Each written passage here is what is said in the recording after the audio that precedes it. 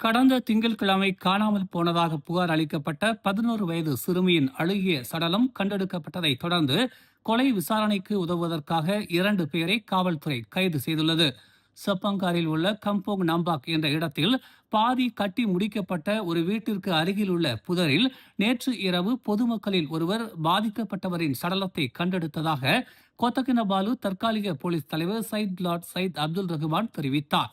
காணாமல் போனதாக புகார் அளிக்கப்பட்ட போது பாதிக்கப்பட்ட சிறுமி அணிந்திருந்த ஆடைகளின் அடிப்படையில் அவரது தாயார் பின்னர் அவரை அடையாளம் கண்டதாக அவர் ஒரு அறிக்கையில் கூறினார்.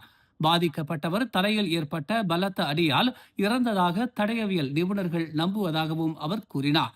விசாரணையை தொடர்ந்து 39 மற்றும் 42 வயதுடைய 2 பேர் விசாரணைக்கு உதவுவதற்காக கைது செய்யப்பட்டனர்.